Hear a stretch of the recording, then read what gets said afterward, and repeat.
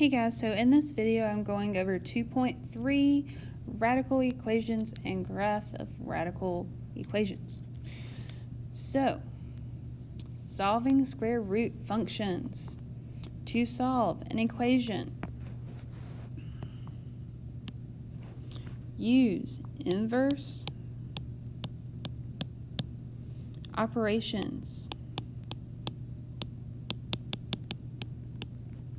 to get the variable by itself on one side of the equation. Below are inverse operations. So if we were given adding, what would be the inverse operation of it? Subtraction.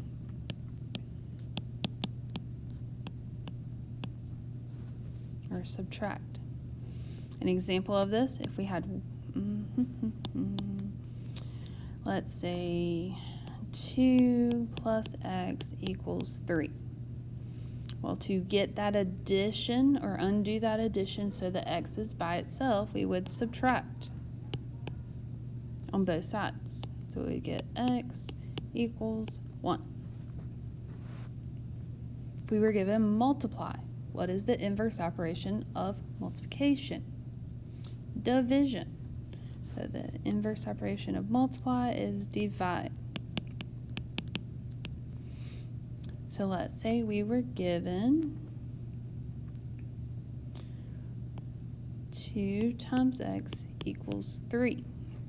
Well, we would divide to get rid of that multiplication in between. So divide by 2, divide by 2.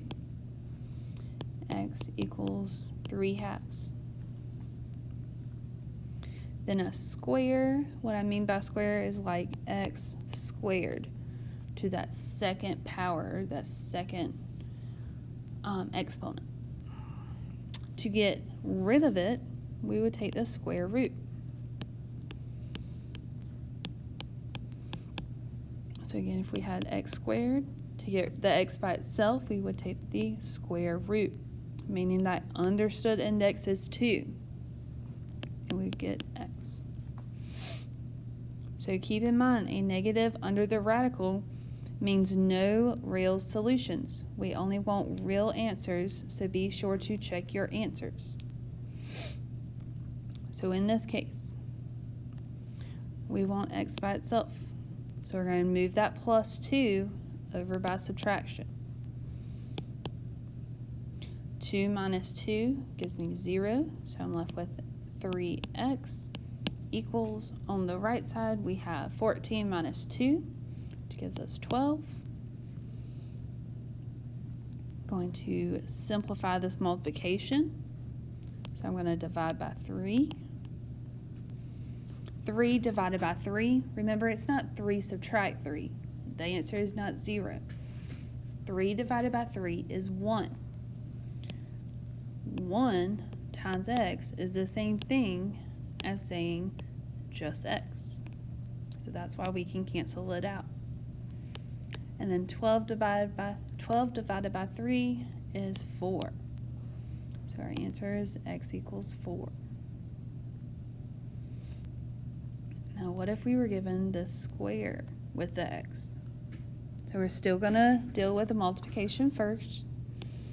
So we're going to divide by 4, divide by 4. X squared equals 25. And then we've got to take the square root on both sides. Remember that we're calling it a square root because of the understood index of 2. So that cancels out the exponent. Oh, and I wrote it anyways. So we just get x. And then we have the square root of 25. Well, what times what gives us 25? 5. We also could do negative 25 times negative 25 to give us positive 25. So that's why we have to throw that plus or minus out front and not just put 5.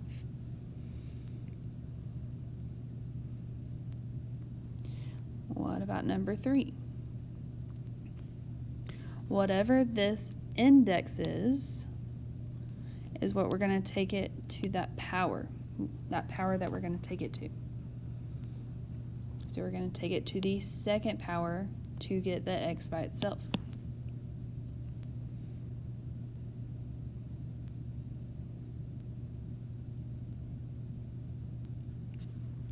What we do on one side, we have to do to the other.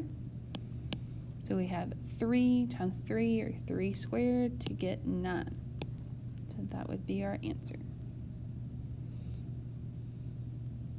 All right, moving on. I want to do a more difficult one, so let's do number 7. So that whole left side of the equation is underneath that radical.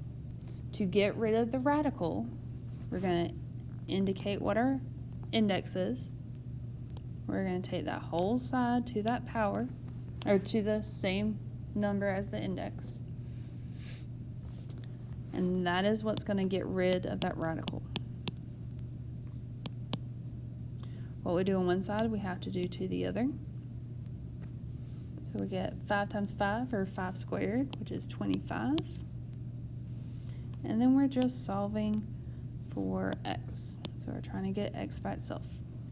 So I'm going to move the negative 11, or move the subtraction of 11 to the other side by adding 11. Negative 11 plus 11 gives me 0. I'm left with 6. X equals 35.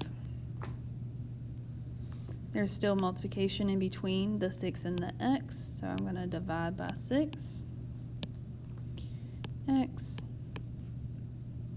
equals 6.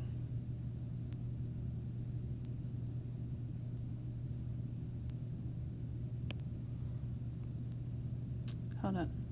Give me a second. There we go. 5 plus 5 is 6. So the 25 plus 11 is 36, not 35. My bad. But your answer is 6.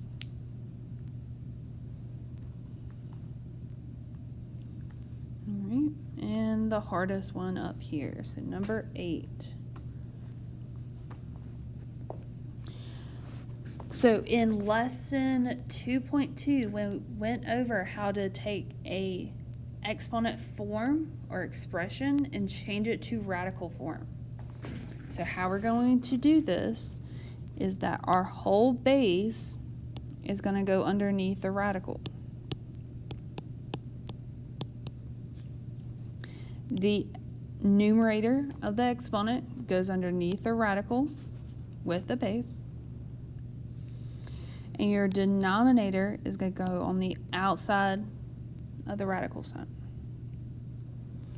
So we have the square root of x plus 3 equals the square root, because we don't need the 2, it's understood. We also don't need the 1, it's understood. Anything is to the first power if it doesn't say otherwise.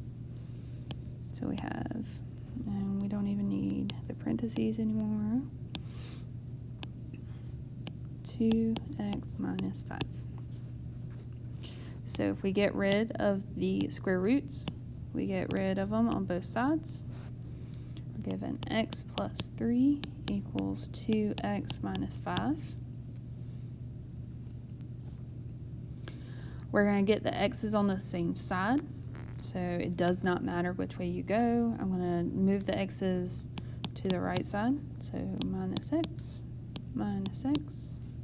x's cancel out. This is a 1, so I'm left with just x.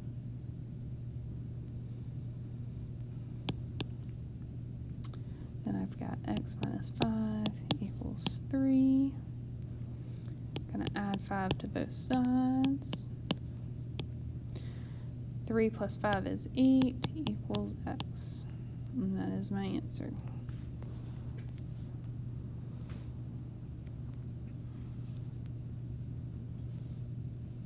Alright, so graphing square root functions. These equations of the graph don't follow any form we've seen before. They are in the family of square root graphs. So our parent function is going to look like this. It's going to go right and up forever.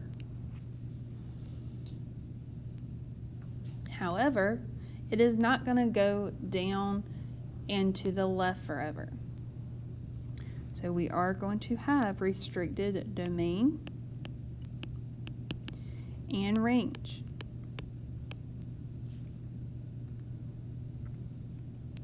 So again, parent function is y equals square root of x. So some people may teach it different if you go to a different teacher, but this is how I teach it. Every time you're going to use the same x values and same y values for your parent function. So your parent function is going to go into the first table. Your second, or your new graph is going to go in the second table. In your first graph, you're going to have 5 points.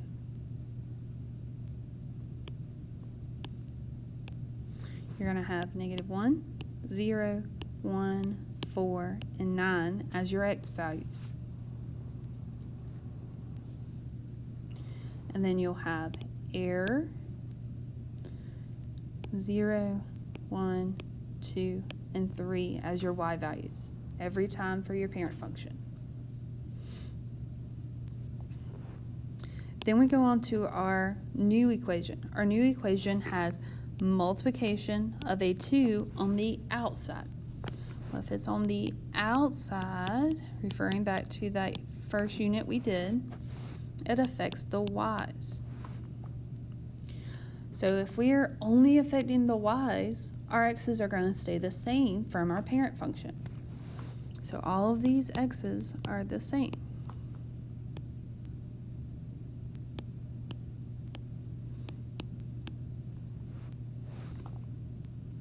Our y's, however, are going to be multiplied by 2. That's going to give us our stretch. So multiply by 2, multiply by 2, multiply by 2, multiply by 2, multiply by 2. So error times 2 is still error. 0 times 2 is still 0.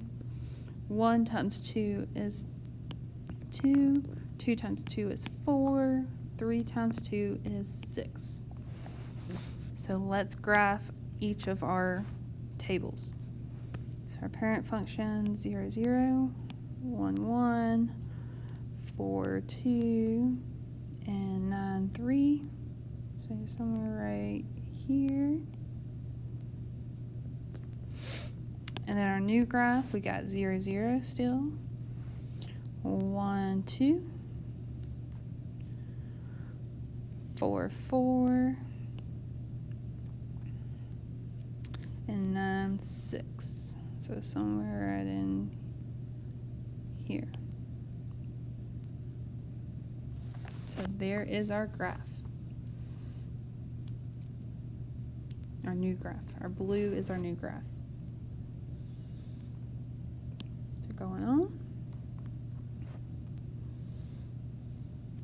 So in this case, our parent function always -1, 0, 1, 4, and 9. Error 0, 1, 2, and 3.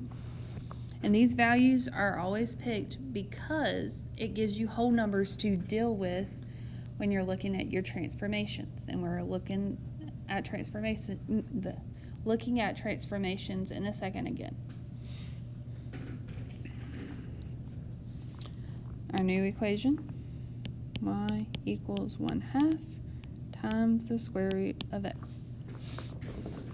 So in this case, we still have something on the outside. We don't have anything on the inside, so our x's are not going to get affected.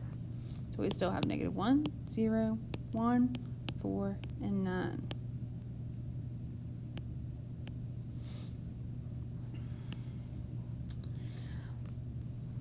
For our y's, they're going to get multiplied by 1/2, 1/2, 1/2, 1/2, 1/2. So we've got error times anything is error. 0 times 1/2 is still 0. Excuse me. 1 times 1/2 gives us 0.5 or 1/2. Our 2 times 1/2 gives us 1.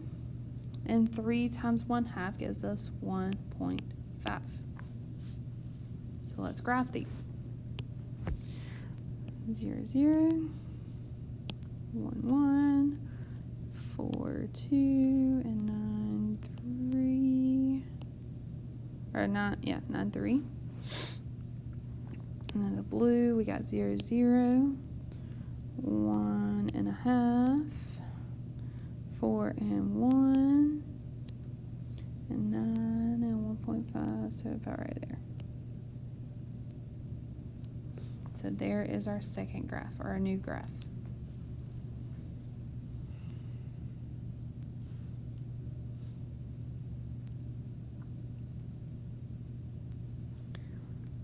Going on. So what if we have a negative out front? Hopefully we can agree. We have our parent function, and our new equation can be rewritten as -1 times the square root of x. Hopefully we can agree on that. So that means if we take our parent table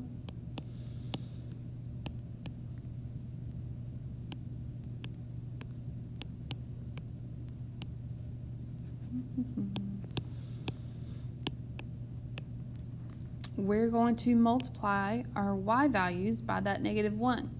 The reason why we're affecting the y's is because that negative is on the outside.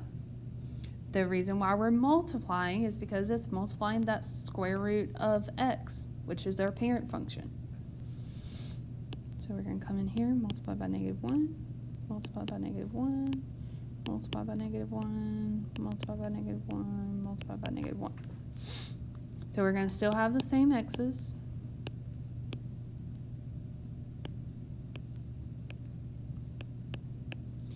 And our y's are going to be error, 0, -1, -2, -3.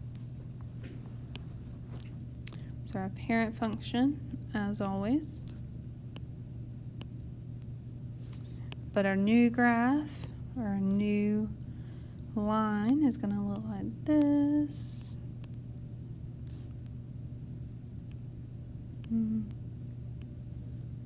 Where it's simply reflected or flipped over the x-axis, and that's what we're going to put on the line below.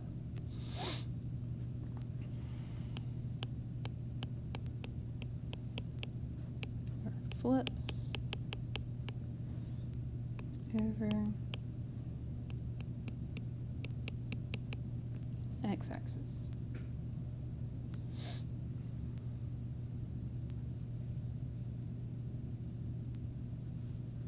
All right, so let's review some transformations. So first, if there's a negative out front, that means reflect or flip.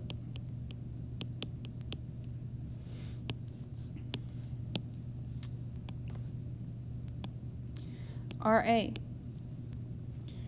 If our A is less than 1, it's going to compress.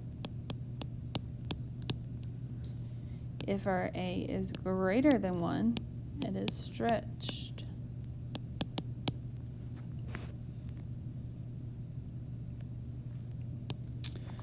For H, so this whole space inside the radical or underneath the radical with the x,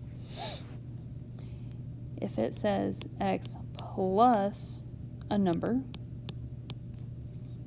it is going to be moving to the left. if it says x minus a number, is going to be moving to the right. And then lastly, we have if it's plus a number, it's going to be moving up.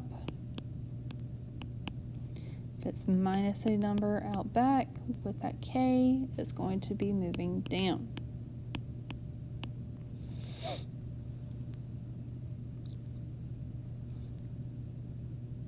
So let's look at this. So there's some steps for you, but we're going to go through them together. So in this case, number 1, there's only one transformation that's happening. It's underneath the radical. So it's opposite of what the sign says. It's being disobedient. So instead of going negative, like the negative x values on the axis, we're going to go to the right.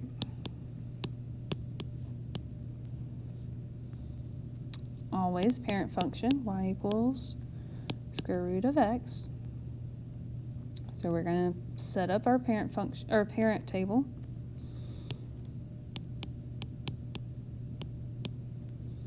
-1, 0, 1, 4, and 9.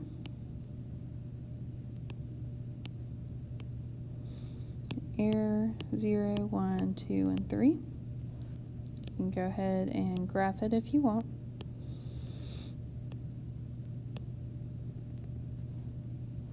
Our new equation is y equals square root x minus 2. Now, do not let that -2 trip you up. Only focus on the transformation or the shift description. So if we're moving to the right, well, it's on the inside, so we're affecting our x's. So if we're moving right 2, do you think we're going to subtract 2 or add 2 to our x values in our table? We're going to add 2. So instead of being at 0, 0 for our first point, we're going to be at 2, 0. So we're going to come in here and add 2 to each of our x values to create our new table. So we got 1, we've got 2, we've got 3,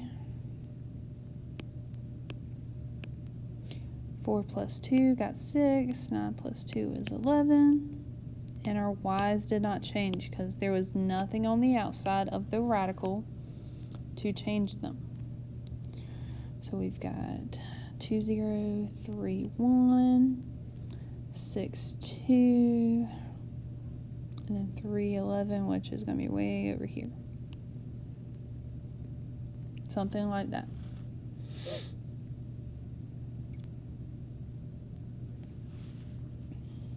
Going on.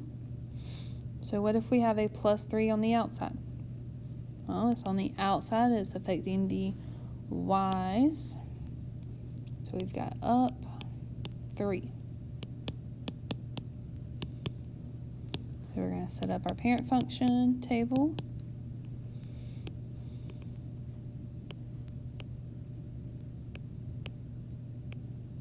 Four, 9, error 0, 1, 2, 3. We're going to go up 3 is on the outside affecting the y's. So our new graph is going to have the same x values.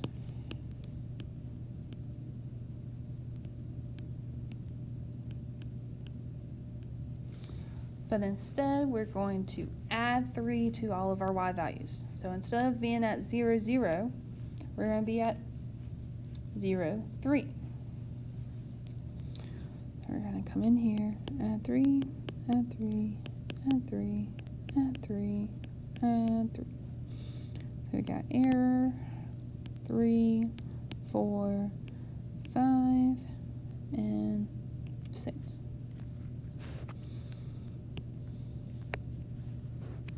So parent function is there. New equation. 4, 5 is there. 6 is there. So there's your new equation or your new graph.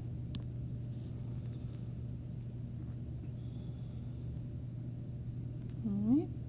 So I want to do, let's see, I want to do the hardest one of all of these, so I'm going to do number 5.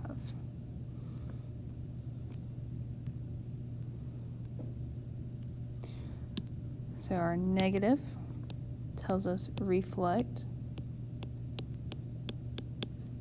or flip. Then we have a +4 on the inside. I'm actually going to change that color. +4 on the inside. So we're going to be moving to the left 4. And we've got subtract 2 on the outside, so we got down 2.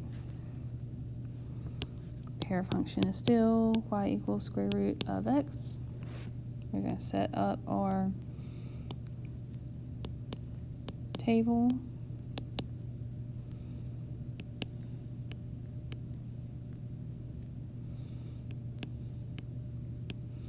Now, I'm going to tell you in this video, you can do it in separate tables, or you can do it all on the same table. For this problem, I'm going to do it in separate tables every time we have a transformation.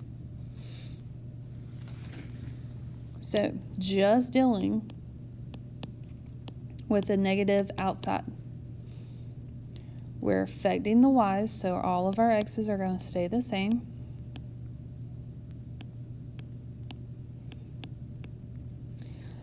Our y's are going to be multiplied by that -1 on the outside.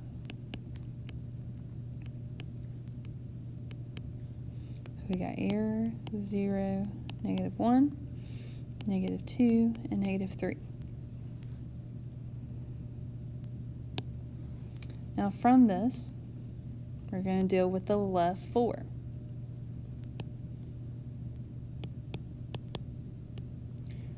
One, 2, 3, 4, 5. All right. So we've got y equals -x plus 4. So from the yellow, we have that +4 affecting the x's. So we're going to come on our x values and add 4. Add 4, add 4, add 4, and add 4. So we have 4 plus -1 to give us 3. 4 plus 0 gives us 4. 4 plus 1 gives us 5. 4 plus 4 gives us 8. And 4 plus 9 gives us 13. There was nothing new in this table, in this equation, just talking about the reflect and the left 4 that affected our y's. So we're simply going to keep the y's from the previous table.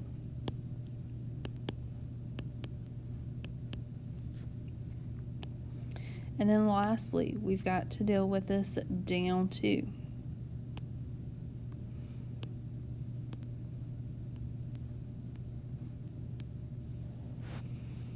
So y equals negative square root x plus 4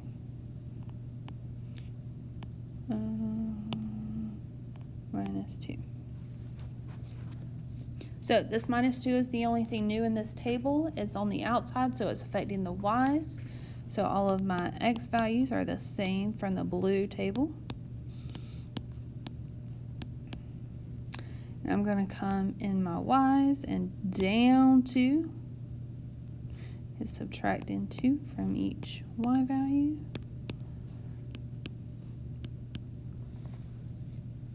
So error subtract 2 is still error. 0 subtract 2 is -2. -1 subtract 2 gives you -3, and -2 subtract 2 gives you -4. -3 subtract 2 gives you -5. So this would be, this green one over here, would be your last transformation table. So parent function, it's there. New graph would be 4, -2, 5, -3, 8, -4, and somewhere way over here would be -5, so somewhere right there. That would be your new graph. So if you will, please look over these, see if you have any questions, and please come to the live sessions either Monday or Tuesday with questions.